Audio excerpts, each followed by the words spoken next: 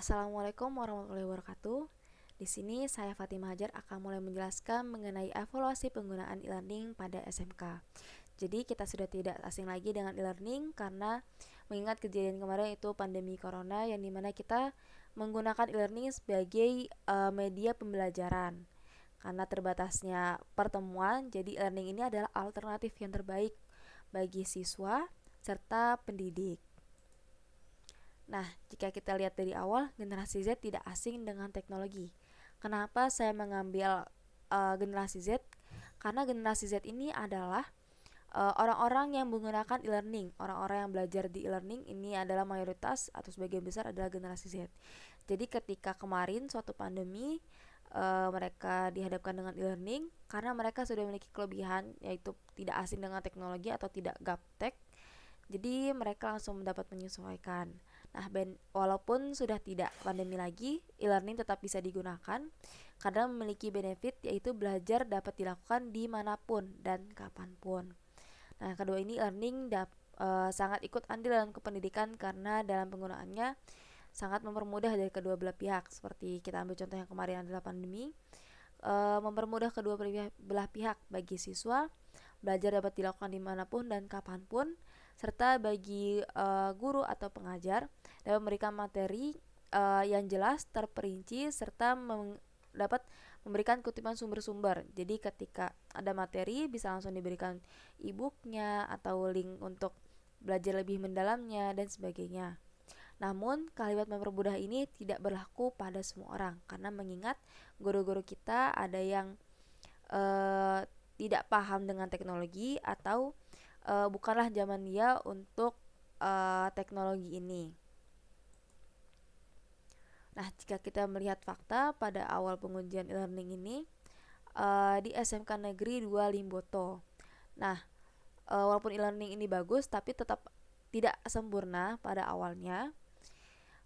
Diberikan tes pada ini siswa kelas 11 SMK Negeri 2 Simboto dan mendapatkan hasil yaitu 69% yang artinya ini kurang baik.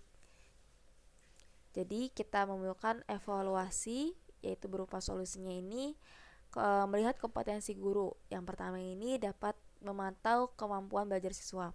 Walaupun menggunakan e-learning atau tidak tatap muka, guru tetap harus memantau kemampuan belajar siswa, apakah mereka memahami atau tidak, serta daya serapnya seperti apa. Yang kedua dapat menyesuaikan kecepatan pembelajaran siswa. Tadi seperti apa daya serapnya, daya tangkapnya dari siswa dan satu dan yang lainnya, serta diseimbangkan dengan kurikulum. Yang ketiga dapat memahami waktu yang tepat untuk memberikan penekanan materi. Jadi karena ketika sudah tahu kemampuannya, sudah menyesuaikan kecepatan pembelajarannya, guru dapat memberikan atau dapat memahami waktu yang tepat untuk memberikan penekanan materi atau soal-soal tertentu pada siswa-siswa tersebut. Nah, yang keempat ini dapat memberikan pembelajaran yang berkualitas berdasarkan peraturan dan standar pemerintah. Dan di sini ada penerapan e-learning. Di e-learning ini ada beberapa konten yang harus ada, mengingat SMK ini tidak asing dengan praktek. Jadi ketika ada konten instruksional ini adalah suatu sahabat bagi mereka karena mereka harus memiliki kemampuan pada lapangan. Jadi prosedur yang memiliki definisi yang jelas. Jadi mereka harus paham dari instruksi ini.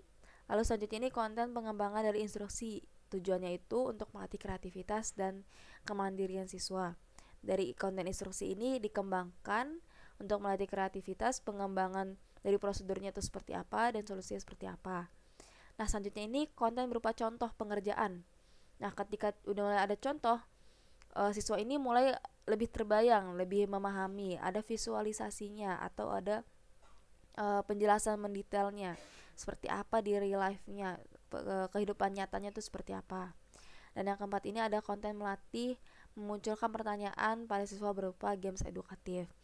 Maksud games edukatif ini jadi ketika mereka dihadapkan pada suatu masalah, pada prosedur urutannya adalah A, B, C. Namun ketika games ini ada suatu hal yang berbeda, misalkan step B-nya tidak ada atau tiba urutannya berbeda jadi B, A, C atau sebagainya. Jadi mereka dapat menimbulkan pertanyaan bagaimana solusinya, kenapa bisa seperti ini dan sebagainya.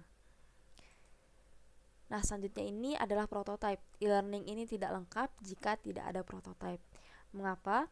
Karena di sini mereka akan melihat dari suatu layar, suatu tampilan desain, yang dimana prototype ini harus kita perhatikan, yaitu mudah digunakan serta menarik. Kenapa? Agar siswa betah untuk belajar serta tertarik, yang dimana e-learning ini kita tahu mereka untuk belajar di e-learning ini harus memiliki tingkat kemandirian atau belajar mandiri yang tinggi. Jadi ada beberapa aspek yang harus kita perhatikan, yaitu teksnya ini harus jelas, tidak ambigu, tidak rancu. Kombinasi warnanya juga harus senada, tidak harus senada sih, cuman seenggaknya harus seirama, harus enak dipandang. Jadi peserta didik tuh nyaman untuk belajar. Nah, diberikan animasi agar lebih menarik. Tombol navigasi ini tidak boleh error. Selanjutnya ada petunjuk penggunaan seperti alur pembelajaran seperti apa serta implementasinya. Baik, sekian penjelasan dari saya. Wassalamualaikum warahmatullahi wabarakatuh.